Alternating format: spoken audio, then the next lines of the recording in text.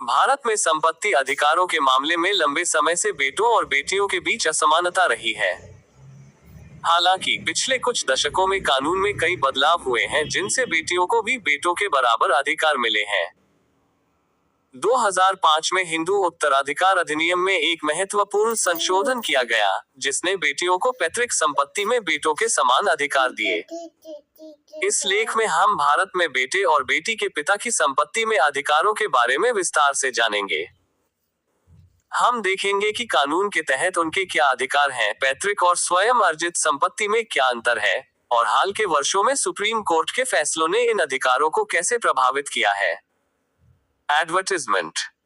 चाहे आप एक बेटी हो या बेटे, अपने पिता की संपत्ति में अपने अधिकारों को जानना बहुत जरूरी है। ये जानकारी आपको अपने कानूनी हकों को समझने और उनका उपयोग करने में मदद करेगी। आइए इस महत्वपूर्ण विषय पर विस्तार से चर्चा करते हैं। एडवर्टाइज।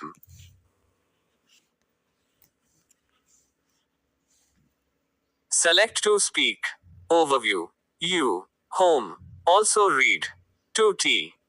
सरकार का बड़ा फैसला बेटे का माता पिता की संपत्ति पर तब तक नहीं होगा हक। जाने नई शर्तें प्रॉपर्टी राइट्स न्यू रूल्स 2024। पैतृक संपत्ति में बेटे और बेटी के अधिकार। पैतृक संपत्ति वह संपत्ति होती है जो किसी व्यक्ति को अपने पूर्वजों से विरासत में मिली हो। इस तरह की संपत्ति में बेटे और बेटी दोनों के अधिकार जन्म से ही होते हैं। 2005 के संशोधन के बाद बेटियों को भी पैतृक संपत्ति में बेटों के बराबर का हिस्सा मिलने लगा। पैतृक संपत्ति की विशेषताएं। ये संपत्ति कम से कम 4 पीढ़ियों तक पुरुष वंशजों द्वारा अविभाजित रूप से रखी गई हो। इस संपत्ति में बच्चों का अधिकार जन्म से ही होता है। पिता इस संपत्ति को अपनी मर्जी से किसी को नहीं दे सकता। Advertisement. Join WhatsApp. Also. Select to speak.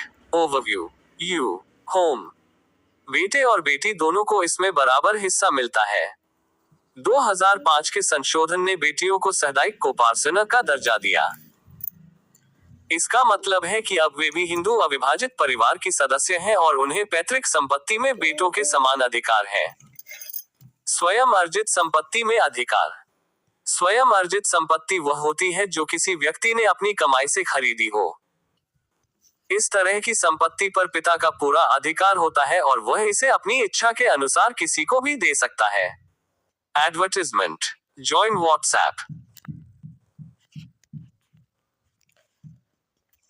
स्वयं अर्जित संपत्ति के बारे में महत्वपूर्ण बातें। पिता इसे अपनी वसीयत के जरिए किसी को भी दे सकता है। अगर पिता बिना वसीयत के मर जाता है तो ये संपत्ति कानूनी वारिसों में बराबर बांटी जाती है। बेटे और बेटी दोनों कानूनी वारिस माने जाते हैं। पिता चाहे तो अपनी स्वयं अर्जित संपत्ति से बेटी को वंचित भी कर सकता है। हालांकि अगर पिता बिना वसीयत के मर जाता है तो उसकी स्वयं अर्जित संपत्ति भी बेटे और बेटी में बराबर बांटी जाएगी। एडवर्टाइजमेंट। Join WhatsApp. विवाहित बेटियों के अधिकार।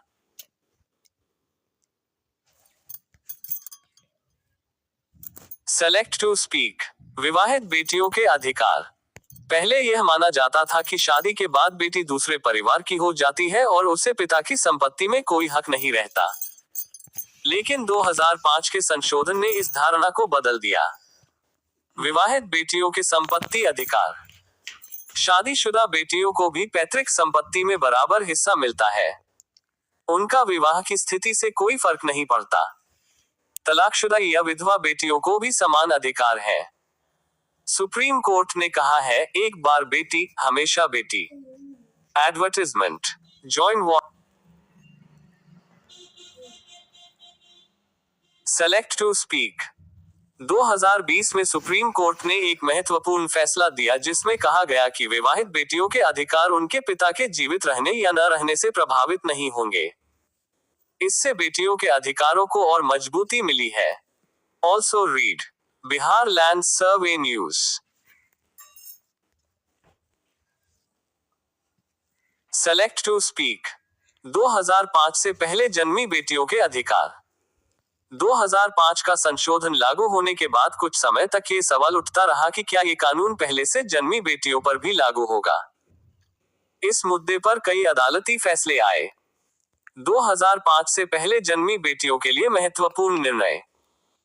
2005 से पहले या बाद में जन्मी सभी बेटियों को समान अधिकार। बेटी का जन्म तिथि से कोई फर्क नहीं पड़ता। पिता के जीवित रहने या न रहने से भी कोई फर्क नहीं। 2020 में सुप्रीम कोर्ट ने इस कानून को पूर्वव्यापी प्रभाव से लागू किया। 053 आई. 2005 यस 4 आई.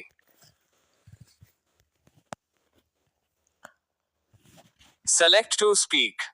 इस तरह आप सभी बेटियों